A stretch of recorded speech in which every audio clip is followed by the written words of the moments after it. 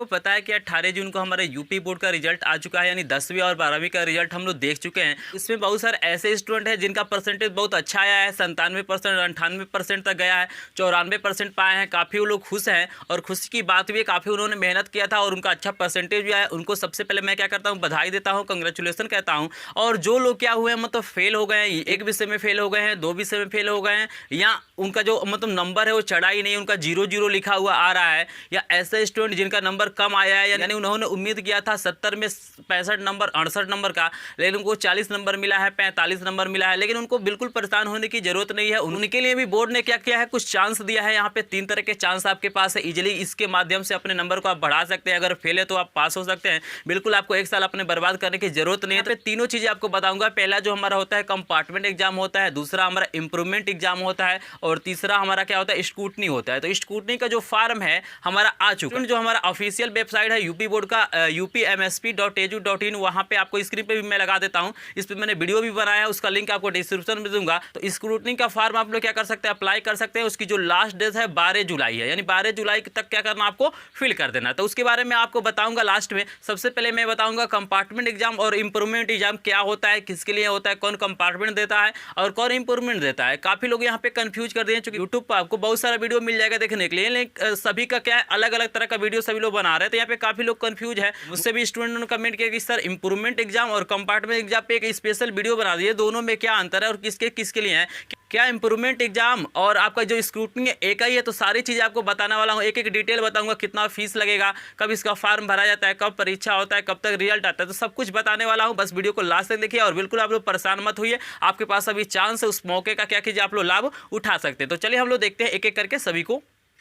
तो स्टूडेंट यहाँ पे स्क्रीन पे आपको नजर आ रहा होगा, एक हमारा क्या होता है कंपार्टमेंट एग्जाम होता है, एक हमारा क्या होता है इंप्रूवमेंट एग्जाम होता है। तो यहाँ पे दोनों में अंतर समझिए कि सबसे पहले कौन किस एग्जाम को दे सकता है। लास्ट में मैं स्क्रूटनी को भी बता दूंगा, आपको टेंशन नहीं लेना, उसका फॉर्म आ चुका है, आप लोग उसको फिल कर सकते हैं। तो यहाँ पे देखिएगा, सबसे पहले कंपार्टमेंट होता है कि जो स्टूडेंट, चाहे आप 12वीं में हो या क्या हो 10वीं में हो, 1 से 2 विषय में क्या है, अगर फेल आपको लिख रहा है, फेल लिख रहा है, आपका 0 नंबर है, तो इस कंडीशन में आप क्या कर सकते हैं, कंपार्टमेंट एग्जाम दे सकते हैं। कंपार्टमेंट एग्जाम का जो फॉर्म है आपका जुलाई में आ जाएगा। आप जानते हैं कि जून चल रहा है, जुलाई में क्या हो जाएगा, ये फॉर्म आ जाता है। और इसका जो एग्जाम होता है आपका क्या होता है, सितंबर वगैरह में, सितंबर अक्टूबर में क्या किया जाता है, करा जाता है। लेकिन अभी नया नोटिस नहीं आया है, तो नया नोटिस जब आ जाएगा तो वहाँ पे सारी चीज़ आपको क्लियर हो जाएगा। इसमें बहुत समय लगता था, लेकिन अब क्या हुआ है, बहुत जल्दी जल्दी क्या किया जाता है, इस चीज़ों को कराया जा रहा है। क्लियर है यहाँ पे। तो जो लोग फेल है, जिनको क्या कर रहा है 0-0 नंबर शो हो रहा है, वो लोग क्या कर सकते हैं, कंपार्टमेंट का फॉर्म भर के फिर से क्या कर सकते हैं, उस विषय का एग्जाम देंगे और इजीली क्या करेंगे, अगर अच्छा आप लिखते हैं तो वहाँ पे क्या हो जाएंगे, आप अच्छे नंबर से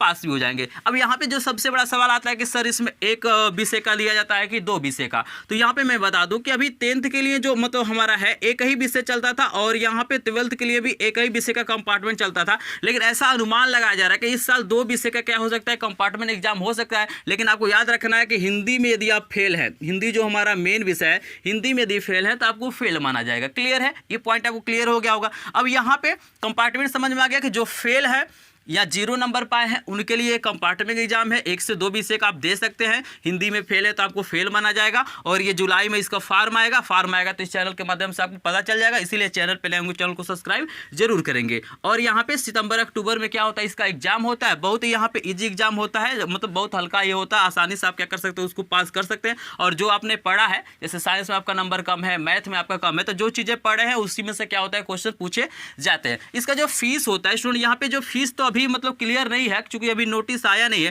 तो इसका जो फीस होता है 400 से 500 के आसपास क्या होता है, इसका फीस रहता है पर विषय का। एक विषय का क्या होता है, ये 4 से 500 होता है। अगर 2 विषय का है तो आपका 800 हो जाएगा, नहीं तो 1000 हो जाएगा। तो नया नोटिस आएगा तो उसमें आपको सारी चीजें समझना है कि भाई कंपार्टमेंट का आप लोग समझ गए, जो फेल है वो लोग क्या कर सकते हैं, इसको दे सकते हैं। अब हमें समझना है इंप्रूवमेंट एग्जाम क्या होता है। बहुत सारे लोग बता रहे हैं कि इसी को स्क्रूटनी कहा जाता है, ऐसा कुछ नहीं है। इंप्रूवमेंट की क्या होता है, एक एग्जाम होता है, नाम से ही आपको पता चल जाए, इसमें नंबर क्या होता है, बढ़ता है। जैसे मान लीजिए किसी स्टूडेंट ने क्या किया, 70 में उसने क्या किया, 68 नंबर का क्या किया, क्वेश्चन करके आया। मतलब उसे लग रहा है, उसे अनुभव हो रहा है कि मैंने क्या किया, 68 नंबर का क्वेश्चन किया है। अब बाय द वे उसे 40 नंबर मिल जाता है या 50 नंबर मिल जाता है, तब यहाँ पे क्या होता है, ये असंतुष्ट हो जाता है। इसके लिए 2 ऑप्शन है, या तो ये चाहे तो इंप्रूवमेंट का एग्जाम देगा तो फिर से क्या हो जाएगा, इसका नंबर बढ़ सकता है। नंबर 40 है तो ये 40 नंबर उसको रहता है। मान लीजिए इंप्रूवमेंट का एग्जाम देता है तो ये नहीं है कि यहाँ पे नंबर कम हो जाएगा। ऐसा भी कंफ्यूजन लोगों को रहता है, भाई हम इंप्रूवमेंट इम्प्रूवमेंट का एग्जाम देंगे तो हमको मान लीजिए 40 नंबर मिला है तो हमारा हो सकता है कि नंबर क्या हो जाए 35 हो जाता है। ऐसा कुछ नहीं है, 35 नहीं होगा। अगर मान लीजिए 40 से अधिक पाते हैं, आप 50 पा जाते हैं तो आपको 50 रहेगा, 68 पा जाते हैं तो 68 रहेगा, लेकिन आपका कम हो जाता है तो ये 40 रहता है। तो इम्प्रूवमेंट एग्जाम में किसी तरह का घाटा नहीं होता, इसमें सिर्फ क्या होता है, फायदा होता है। इसका जो फीस होता है 400 से 500 पर विषय का होता है। तो यहाँ पे जो होता है ना, कंपार्टमेंट 1 से 2 विषय का कर सकते हैं, लेकिन इंप्रूवमेंट क्या कर सकते हैं, जितना विषय आपका 6 विषय है तो 6 का दे सकते हैं,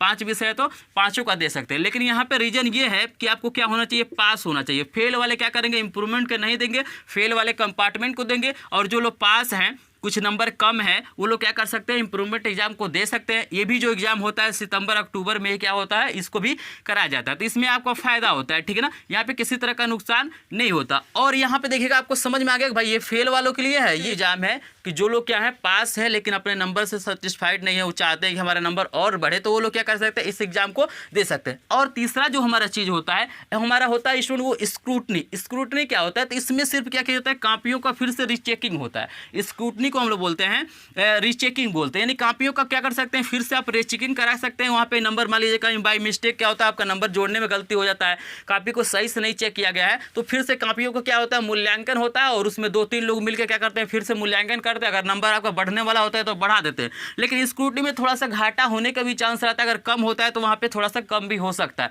लेकिन ये जो इंप्रूवमेंट एग्जाम में यहाँ पे किसी तरह का रिस्क नहीं होता है। तो सारा डिटेल आपको पता चल गया कि किसको कौन सा एग्जाम देना है। स्क्रूटनी चाहे तो कोई भी करा सकता है, अगर फेल है तो वो भी स्क्रूटनी करा सकता है, अपने कापियों का फिर से मूल्यांकन करा सकता है। बहुत सारे बच्चों का ऐसा भी होता है कि एग्जाम देते हैं लेकिन उनको 0-0 नंबर शो करता है, 0-0 नंबर शो करता है, तो क्या करेंगे, स्क्रूटनी कराएंगे, वहाँ पे अपने कापियों को फिर से देखेंगे। हो सकता है कि कापी कहीं गुम हो गया हो, चाहे किसी तरह का दिक्कत होता है, तो वहाँ से फिर से वो क्या हो सकते हैं, पास हो सकते हैं। नहीं तो नंबर बढ़वाना है तो आप इंप्रूवमेंट दे दीजिए, अगर फेल है, अगर पास होना है तो आप क्या कीजिए, कंपार्टमेंट का दीजिए। तो जब भी फॉर्म आएगा इस चैनल के माध्यम से आपको सारी चीज़ें पता चल जाएगा, इसीलिए चैनल पर नए होंगे चैनल को सब्सक्राइब करेंगे। अगर फिर भी आपके मन में कोई डाउट है, किस तरह का क्वेश्चन है, तो इस कमेंट सेक्शन में आप लोग कमेंट करके पूछ सकते हैं, मैं उसका रिप्लाई करने की कोशिश करूंगा। या मेरे टेलीग्राम ग्रुप से जुड़ के वहां से भी मुझसे क्वेश्चन पूछ सकते हैं, लिंक आपको डिस्क्रिप्शन में दिया गया है। और इसमें एक और जानकारी मैं दे दूं कि मेरे चैनल पर डेली क्या किया जाता है, 10वीं और 11वीं का फ्री में लाइव क्लासेस प्रोवाइड किया जा रहा है। इस समय डेली क्या कर रहा है, लाइव क्लासेज हमारा चल रहा है।